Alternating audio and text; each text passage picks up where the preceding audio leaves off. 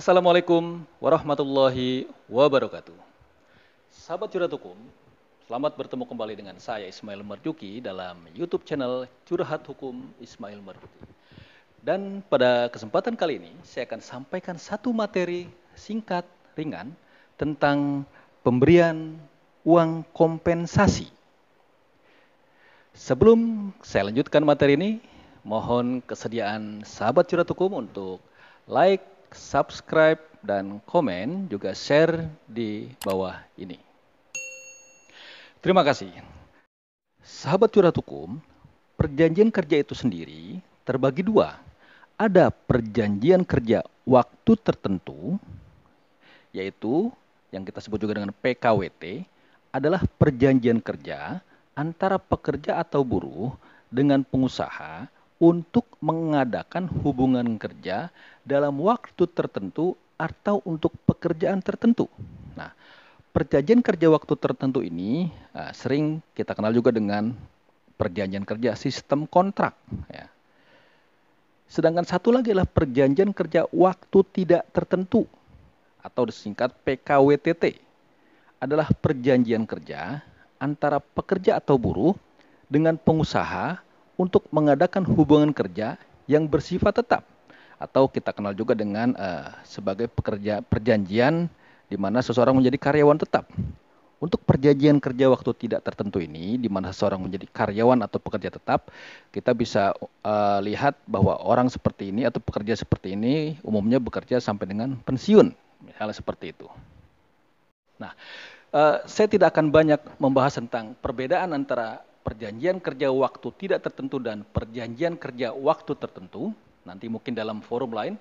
Tetapi saya hanya ingin menyampaikan satu hal yang tentunya bisa mengembirakan bagi sahabat Curhat Hukum yang saat ini berstatus sebagai karyawan kontrak atau karyawan dengan perjanjian kerja waktu tertentu. Apa itu?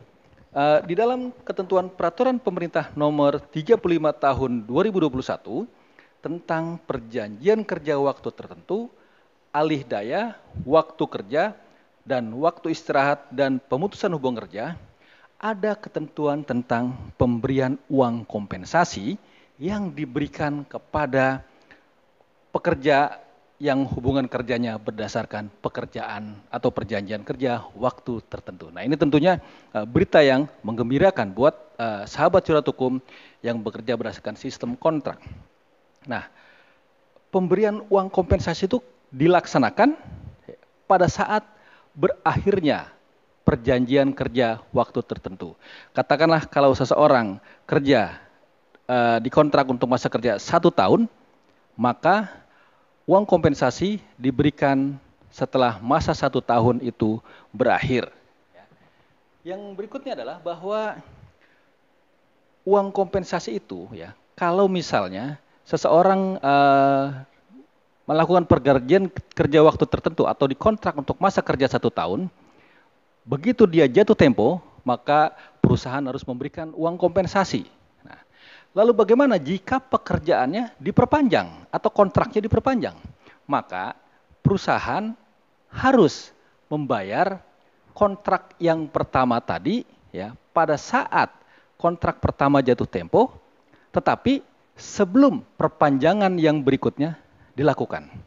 Misal, seorang kontrak pertama adalah 1 tahun atau 12 bulan, dimulai dari Januari sampai dengan Desember, maka begitu jatuh tempo pada bulan Desember, perusahaan harus membayar uang kompensasi kepada pegawai atau karyawan tersebut.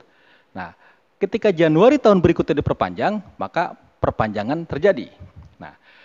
Katakanlah diperpanjang sampai dengan 1 tahun lagi, maka begitu jatuh tempo Desember berikutnya lagi, maka perusahaan harus memberikan kompensasi untuk tahun berikutnya. Jadi kompensasi itu tidak bisa dikumpulkan ketika misalnya kontraknya betul-betul habis. Kalau kontraknya setahun, berarti 3 tahun misalnya, atau setahun, 2 tahun misalnya, maka di setiap jangka waktu 1 tahun itu, perusahaan harus memberikan uang kompensasi. Sahabat Curhat Hukum, nah, untuk besaran uang kompensasi yang diberikan kepada pekerja, maka ketentuannya adalah Kalau PKWT atau perjanjian kerja waktu tertentunya adalah selama 12 bulan terus-menerus, maka pekerja diberikan kompensasi sebesar 1 bulan upah. Kalau perjanjian kerja waktu tertentunya selama 1 bulan atau lebih, ya, tapi kurang dari 12 bulan, maka menggunakan perhitungan nih, masa kerja dibagi 12 dikali 1 bulan. Misalnya, upahnya adalah 6 juta rupiah per bulan. Lalu, masa kerja di dalam PKWT adalah 6 bulan.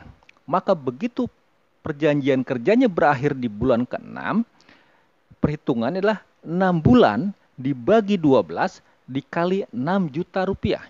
Atau setengah dikali 6 juta rupiah, maka pekerja berhak memperoleh 3 juta rupiah. Kalau perjanjian kerja waktu tertentunya adalah lebih dari 12 bulan, maka si pekerja mendapatkan misalnya 24 bulan, kalau misalnya perjanjian kerjanya 24 bulan, 24 bulan dibagi 12 dikali 6 juta. Artinya 24 dibagi 12 adalah 2 dikali 6 juta, 12 juta rupiah. Jadi si pekerja mendapatkan 12 juta rupiah sebagai uang kompensasi. Nah, tentunya ada syarat bahwa seseorang baru diberikan uang kompensasi jika dia sudah bekerja sekurang-kurangnya selama 1 bulan. Nah, untuk orang-orang asing yang bekerja di Indonesia, maka dia tidak berhak atas pemberian uang kompensasi ini. Lalu ada lagi satu ketentuan, sahabat curhat hukum, kalau orang yang bekerja pada sektor mikro, usaha mikro atau usaha kecil, maka ketentuan pemberiannya, peraturannya tidak selalu tunduk pada ketentuan peraturan pemerintah nomor 35 ini.